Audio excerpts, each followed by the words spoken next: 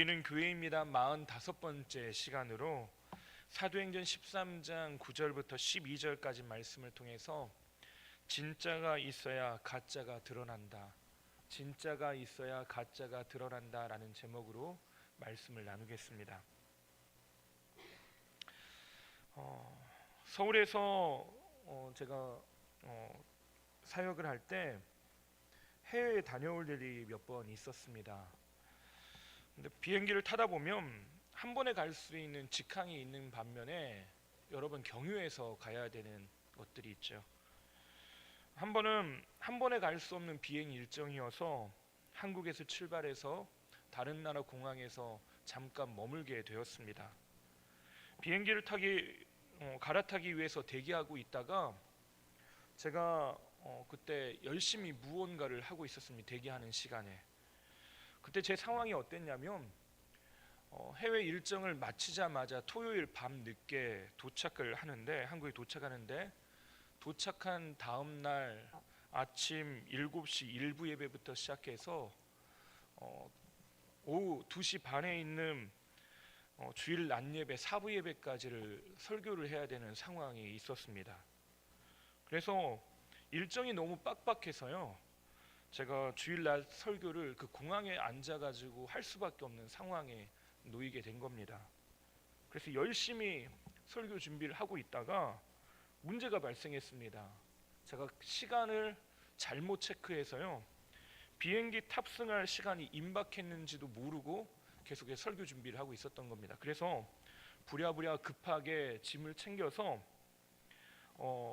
탑승장으로 갔습니다.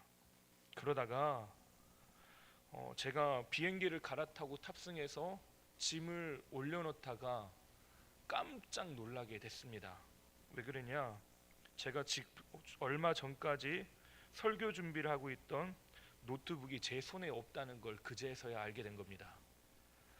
그래서 제가 너무 당황해가지고 비행기에서 내려가지고 빨리 노트북을 가져와야 되겠다 생각하고 나가려고 했더니 비행기 승무원이 저를 강하게 제지하는 겁니다.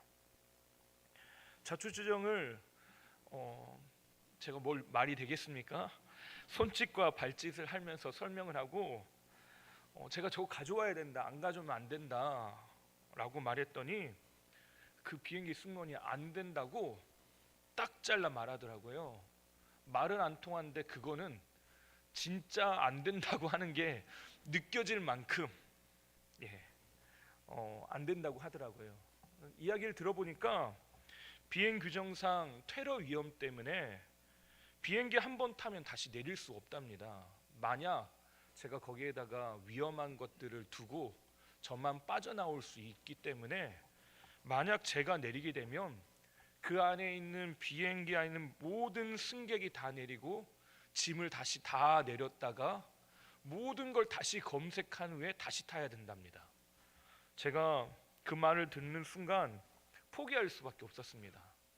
나 하나 때문에 거기에 비행기에 탑승한 인원들 전체를 다 희생시킬 수는 없잖아요. 그래서 포기하고 그 좌석에 딱 앉았는데 머릿속에 여러 생각이 교차했습니다. 컴퓨터가 정말로 아까웠습니다. 근데 더 큰 문제는 그 컴퓨터 안에는 다음 주에 설교회 주일 낮 예배 설교 원고가 들어있는 것도 너무 끔찍한 거예요. 근데 더 끔찍한 일은 뭐냐? 제 속이 타들어가게 만드는 건 오히려 이거였습니다. 뭐였냐? 제가 10년 넘게 설교한 설교 원고가 그 노트북에 다 들어있었습니다. 한순간의 부주의로 10년 동안 설교했던 원고를 잃었다고 생각하니까 순간 저도 모르게 화가 막 났습니다. 이게 분노가 막 마음속에 치밀어서 제 자신을 얼마나 자책하고 힘들었는지 모릅니다. 그냥 설교 원고는 주일날 할 거는 좀 힘들지만 다시 쓰면 그만이죠.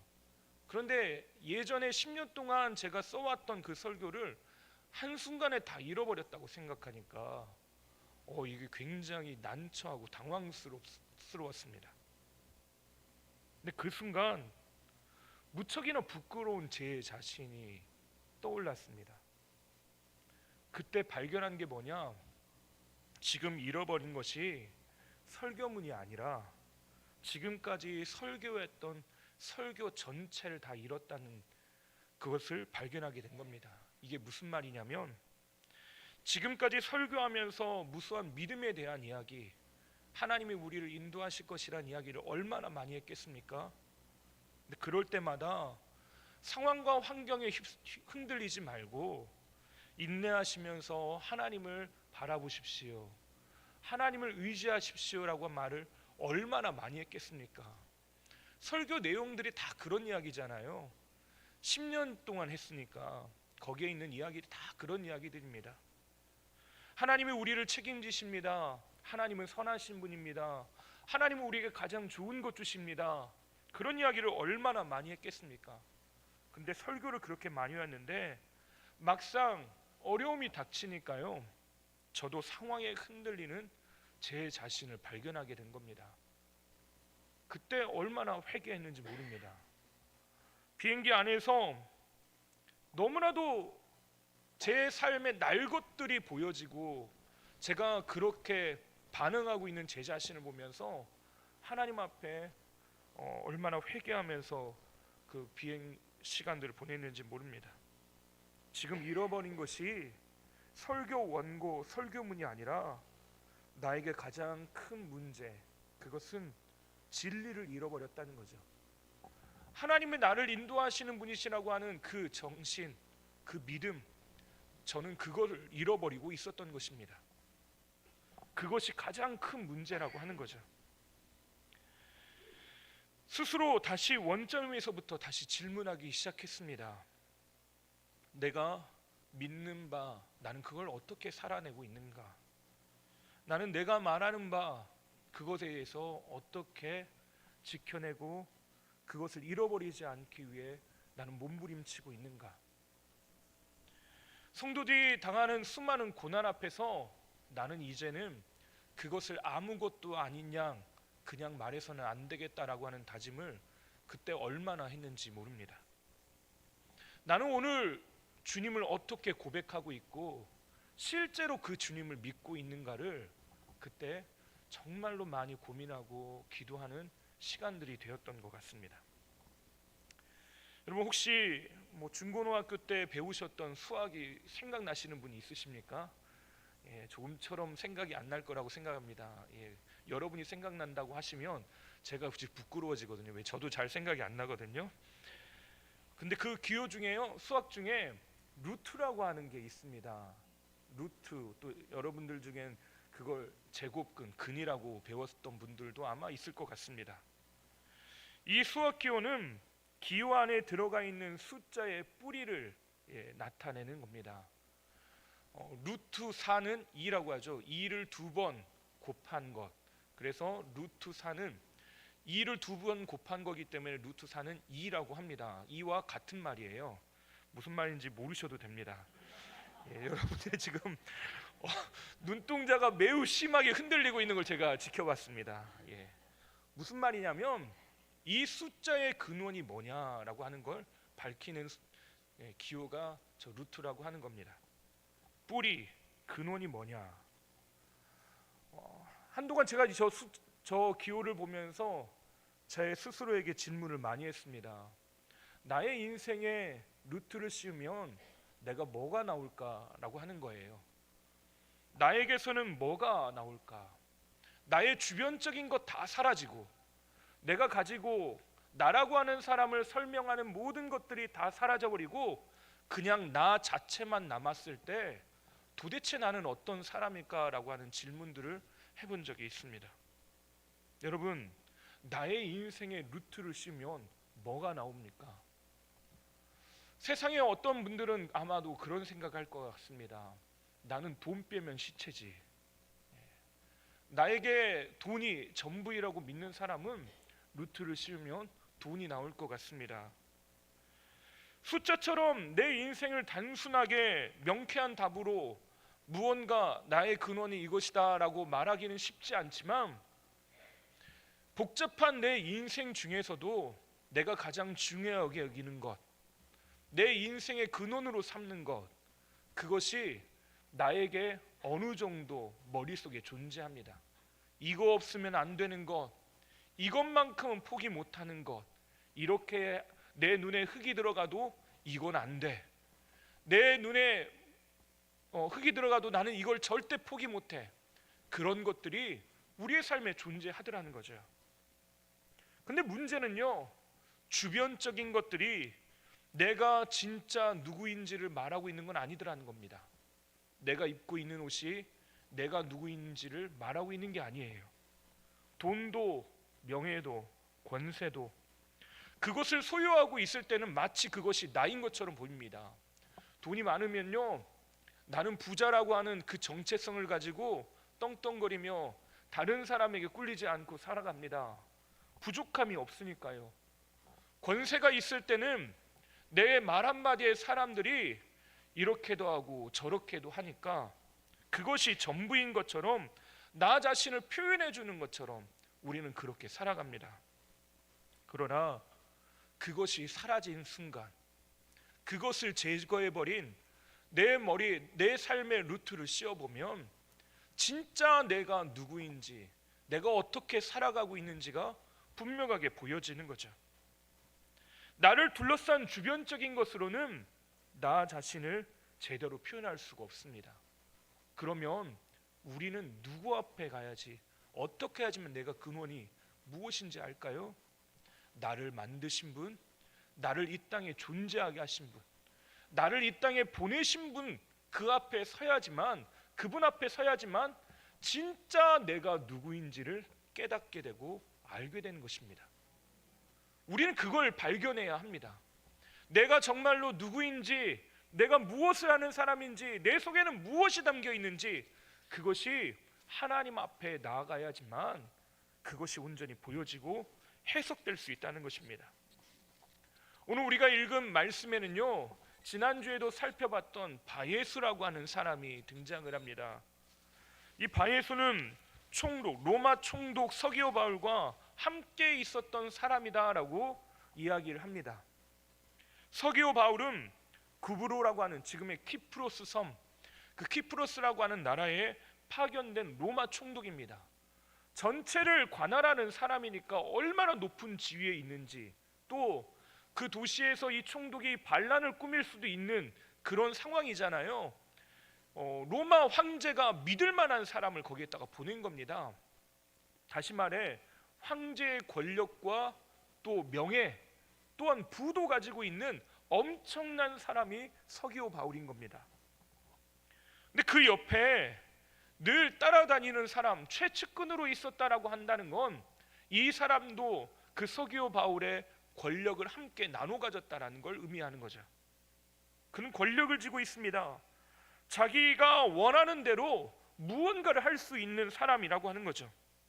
그래서 자신의 권자, 내가 서기오 바울과 친하고 서기오 바울 옆에 있는 것, 그것을 흔들 수 있는 상황을 가만히 내버려 두지 않습니다.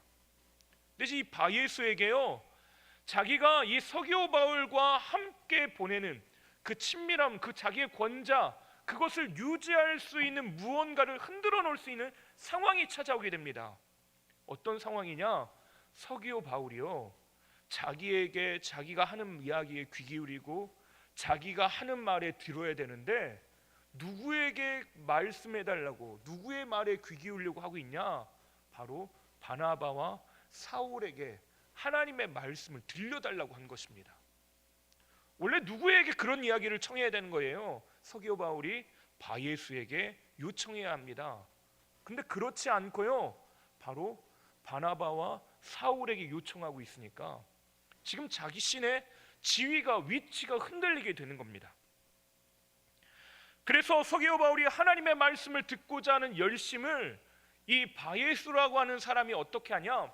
듣지 못하도록 방해를 합니다. 상황을 그렇게 만들어 가기도 하고, 어쩌면 물리력을 동원해서 그렇게 하지 못할 수도 있고요. 또 그 반대편에 서서 이 사람들이 하는 이야기를 듣지 못하도록 그것을 왜곡하게 했을지도 모릅니다. 듣지 못하게 했다라고 하는, 믿지 못하게 했다라고 하는, 못하다라고 하는 말이요, 원래 가지고 있는 왜곡시키다는 뜻입니다. 면 하나님의 말씀을 왜곡해서 자기 나름대로 해석해 서기오 바울이 하나님의 말씀을 따르지 못하도록 만들었다는 의미가 되는 겁니다. 게다가 이 바예수가 가지고 있는 직업이 뭐라고 했습니까? 마술사라고 되어 있습니다.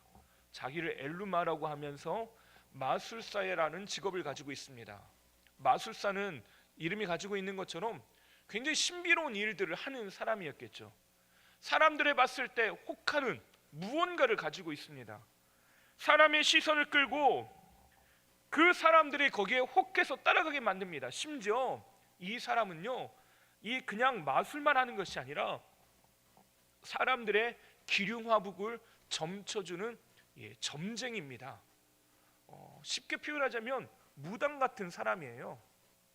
서기오 바울에게 자기가 무언가를 점을 쳐서요, 이 사람을 조종하고 자기의 권력을 취하고 있는 사람입니다. 사람들의 문제를 점치면서 권력에 기성해서 그것을 교묘하게 이용하고 있었다는 겁니다. 게다가 이름도 심상치 않다고 제가 이야기 드렸죠. 이름이 바예수입니다. 감이 딱 온다고 했죠. 이름이 뒤에 예수가 붙었잖아요. 바가 뭐냐? 자손, 아들이란 뜻입니다. 그러면 이름의 뜻이 예수의 자손이란 뜻입니다. 예수라고 하는 말은 저들의 죄에서 구원할 자이다 라고 말씀하셨던 말씀처럼요, 구원자란 뜻입니다. 구원자. 그러면 구원자의 자손이란 뜻을 가지고 있다라는 거예요. 이 바예수가 자기는 나는 하나님의 자녀입니다 라고 말도 하는 것도 되지만, 내가 예수님에 대해서 이야기할 수 있고 내가 신적인 권위를 가지고 있고 내 말을 들으라고 사람들에게 이야기하고 있다는 겁니다. 예수를 사칭하면서 이 사람은 돌아다녔다는 겁니다. 제가 조금 전에 들어오기 전에요, 깜짝 놀랄 만한 문자를 하나 받았습니다. 속회 편성표를 나눠드리려는, 받으셨는지 모르겠습니다. 거기에 제가 올해 표를 적어놨는데 거기다 뭐라고 했냐면, 표가 뭡니까? 우리는 그리스도인입니다잖아요. 거기다 제가 뭐라고 써냐면 우리는 그리스도입니다 라고 써놨더라고요.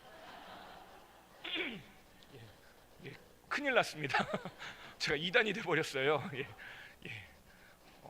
지금 자기 자신을 바예수가 뭐라고 하고 다니냐면 사칭하고 다니는 겁니다. 여러분 다시 나눠드릴 테니까요, 혹시 가져가신 분들은 뒤에다가 두시면 다음 주에 다시 나눠드리겠습니다. 여러분 참 가져가신 분들은 참고만 하시고, 우리 목사님이 왜 그러신데야 하면서 너무 뭐라고 하지 마시고, 저는 바예수가 아니니까요, 그렇게 알고 계시면 되겠습니다. 바예수가 자신이 구원자라고 하는 위치를 가지고 사람들에게 이러쿵 저러쿵 말하면서 그들을 코칭했다는 거죠. 사람들의 여론을 움직이고 그렇게 살도록 조종했습니다. 그걸 전문 용어로 가스라이팅이라고 하는 거예요. 종교적인 가스라이팅이 얼마나 무서운지 모릅니다. 그게 마치 진짜인 것처럼 만들어 버려요. 사람들은 지금 그것이 가짜인지 진짜인지 구별할 수가 없는 상태에 놓이게 된 것이죠. 그렇게 쫓아가는 겁니다. 그런데 그때 이 서기오 바울이 하나님의 말씀을 듣게 된 것이에요. 누군가로부터 회당에서 이 바나바와 사울이 말씀을 전하는데 그 말씀을 듣고자 하는 열심을 사람들이 다니면서 이야기하고 있는 겁니다. 세상의 여론에 가장 심취하면서 귀 기울이는 사람이 누구냐? 정치인들이잖아요. 서기오 바울도 사람들의 민심을 살피다가 아마도 그 이야기를 들었나 봅니다.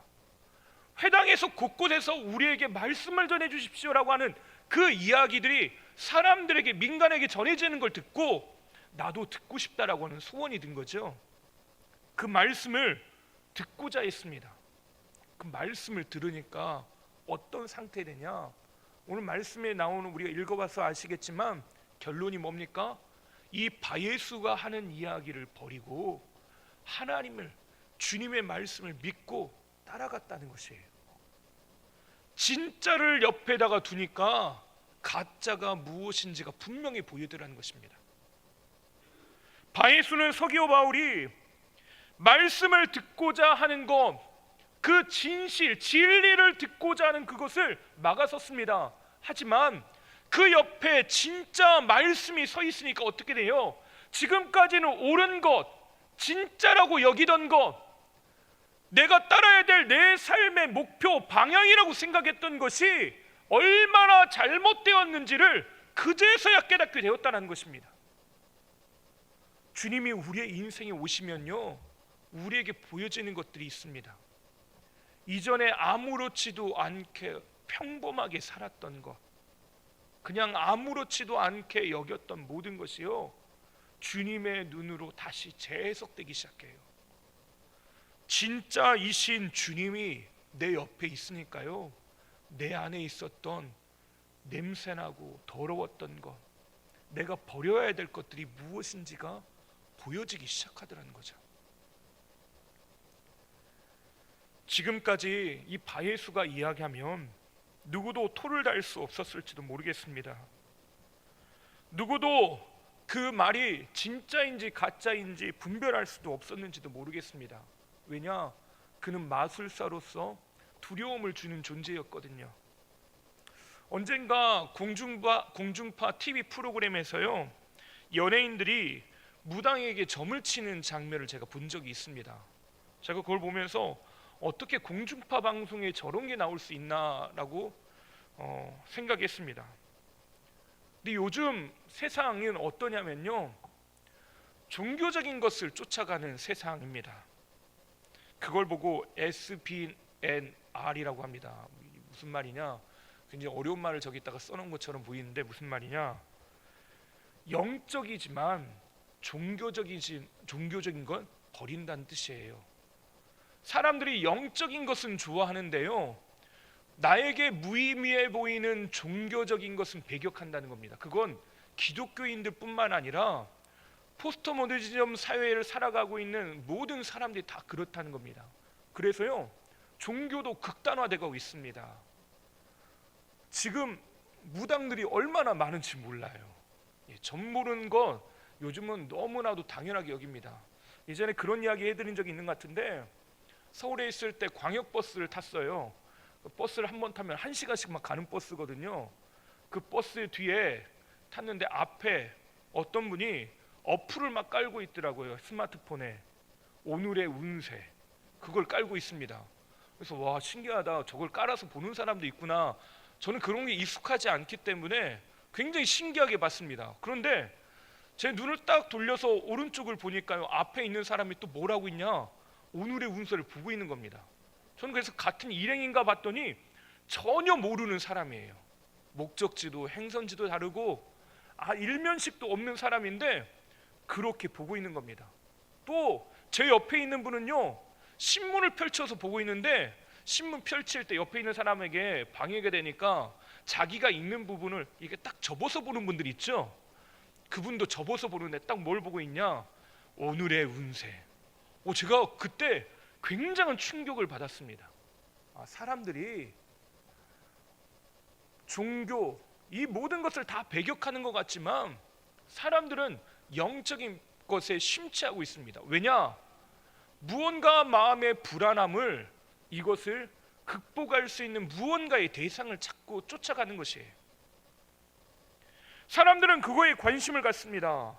저도 도대체 사람들이 점을 보는데 어떻게 보는가 봤는데, 제가 그걸 보면서요, 이 그 점치는 사람의 이야기의 패턴을 하나 발견하게 된 것이 있습니다. 처음에는 딱 이럽니다. 당신 이렇지? 이렇게 말을 해요. 당신이 이런 거 생각하지? 이라고 말을 합니다. 깜짝 놀랍니다. 근데 누가 봐도 너무나 일반적인 거예요. 당신 요즘 걱정이 많지? 걱정 없는 사람이 어디 있습니까? 그렇게 나의 속마음을 다 아는 것처럼 이야기를 해요. 그 다음에 어떻게 이야기 구조를 풀어가냐면, 이게 이것 때문에 그런데 이거를 당신이 계속하면 이런 큰 어려움이 있을 거야. 거기까지만 말해줍니다. 그럼 궁금해요, 사람이. 그럼 어떻게 해야 되는데요? 물어봅니다. 그러면 그때 그냥은 말 못해. 그냥은 말 못해. 이런 거죠. 사람이 가지고 있는 두려움을 교묘하게 이용하는 겁니다. 두려움을 심어주는 순간 점을 보러 온 사람은요, 지금까지 아무런 관심이 없다가 그 말에 순간 귀를 쫑긋 세우고 들을 수밖에 없습니다.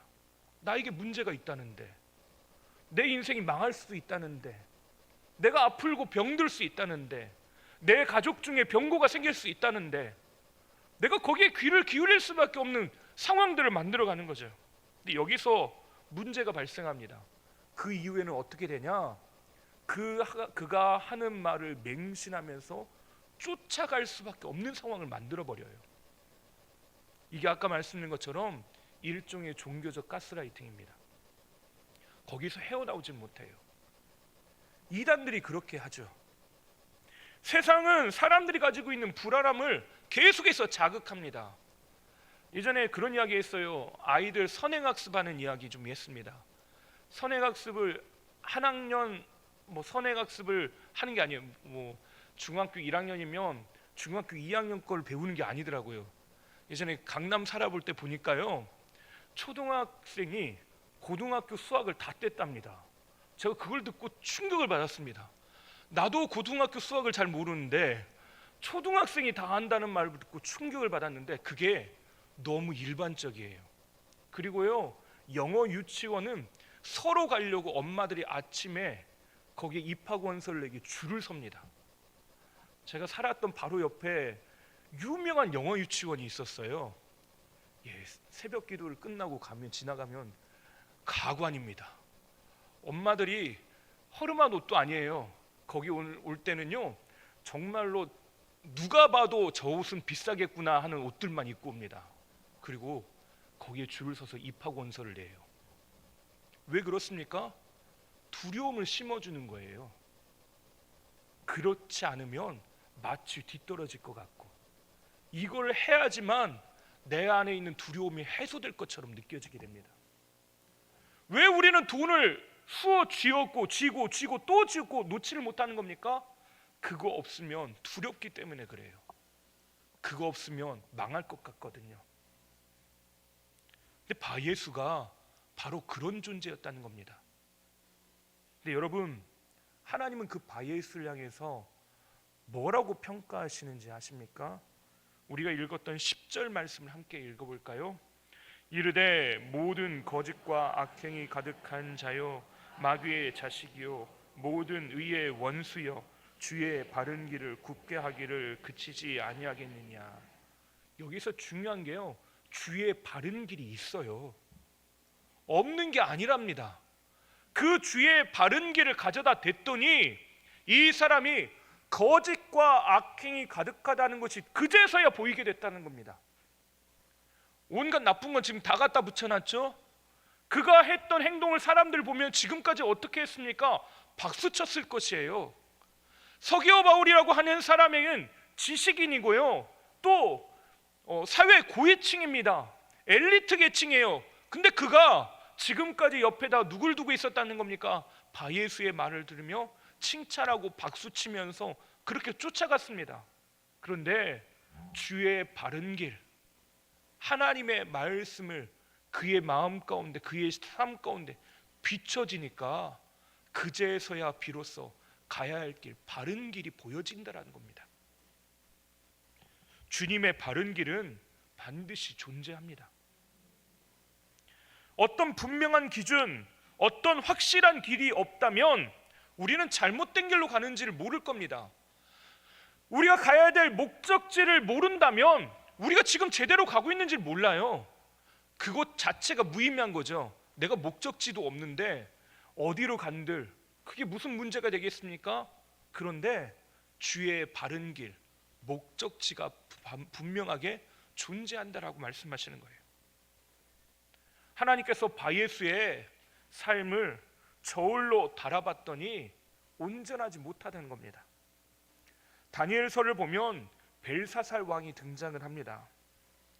벨사살 왕은 자기 스스로 어떻게 생각했냐면 자신이 하나님보다 더 위대하다고 믿었습니다. 하나님을 자기보다 한 수 아래로 생각해요. 그래서 그가 다니엘 5장을 보면 어떤 일을 하냐면 궁전에서 잔치를 벌입니다. 파티를 열었어요. 파티를 열 때 사람들을 초대했겠죠. 근데 그때 요즘 보면 맛있는 거 드시는 거 좋아하잖아요. 맛집 찾아가고.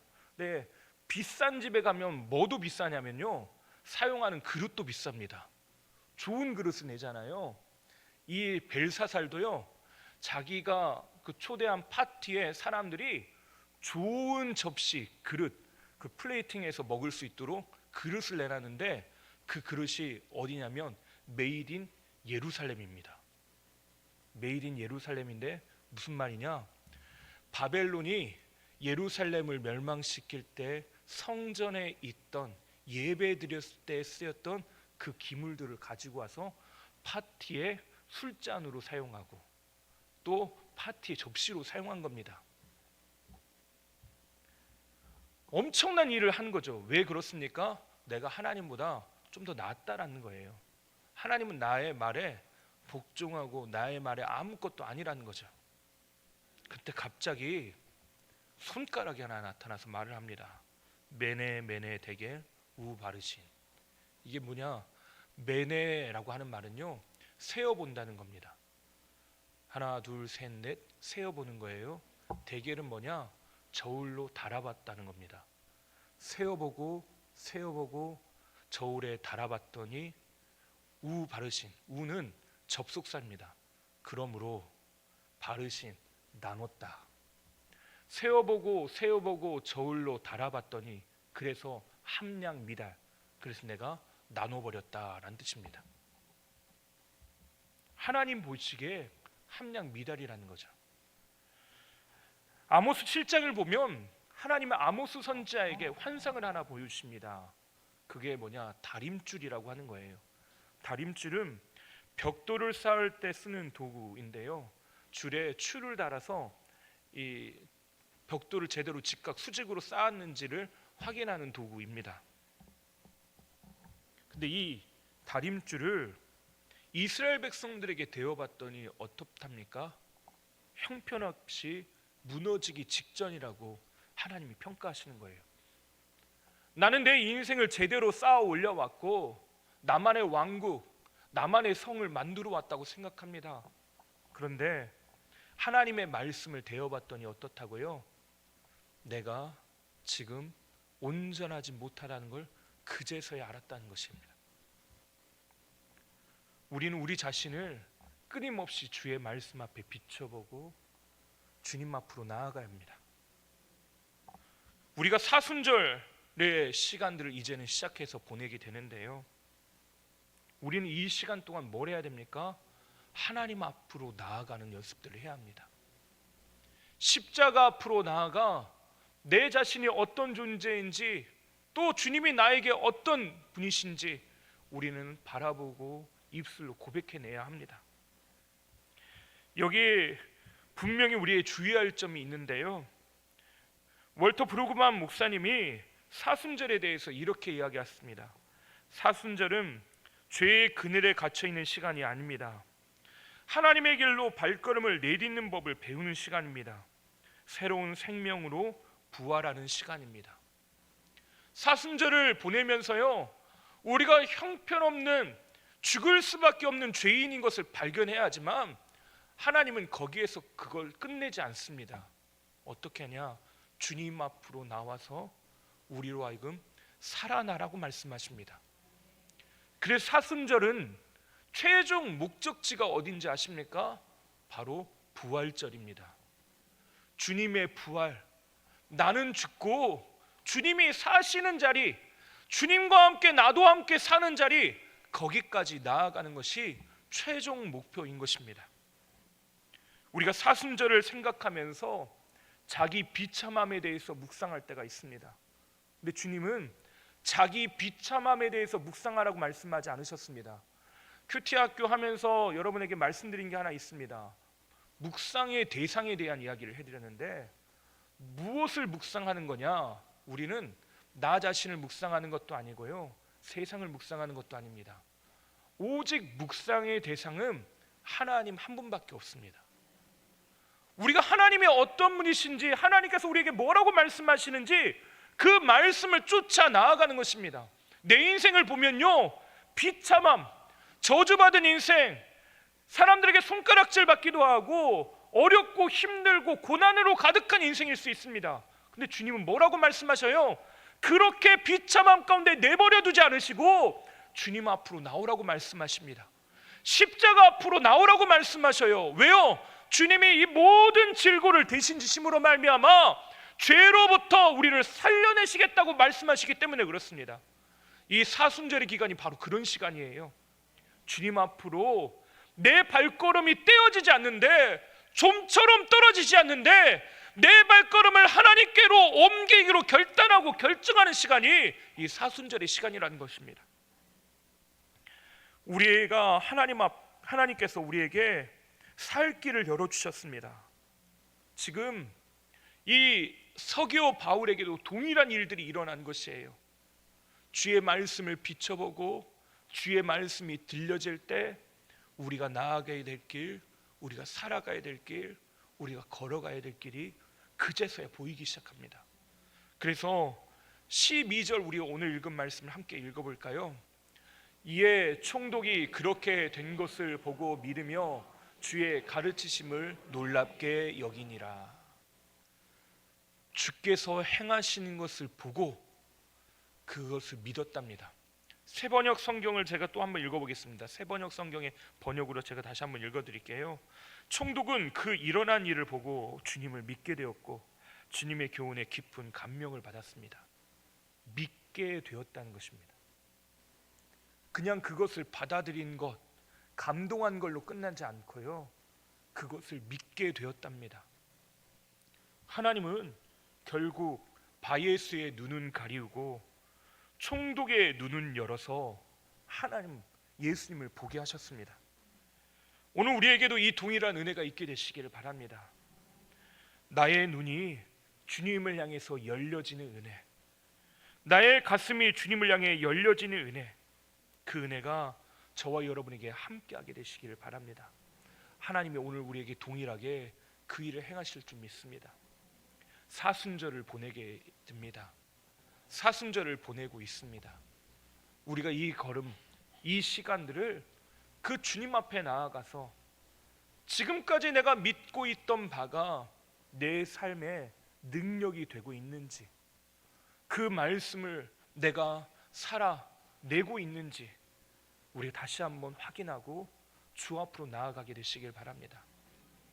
내가 바라보는 것, 내가 생각하는 것, 내가 말하는 것, 내가 행동하는 것, 그것 하나하나를 주 앞에 다시 한번 주의 말씀으로 비춰보시고 주님 앞으로 한 걸음 한 걸음 나아가시는 저와 여러분 되시기를 주님의 이름으로 축원합니다. 기도하겠습니다. 선하신 하나님, 주 앞으로 나아갑니다. 우리 인도하시옵소서, 이끌어 주시옵소서, 주의 말씀으로 우리를 세우시옵소서. 사순절 그 거룩한 십자가의 빛 앞으로 나아갑니다. 우리의 영혼을 주의 빛으로 비추사 나의 몸과 영혼을 하나님께서 깨닫게 하시고 주의 말씀으로 온전히 바라보게 하시옵소서. 하나님께서 원하시는 믿음의 길들로 나아가게 하여 주시옵소서.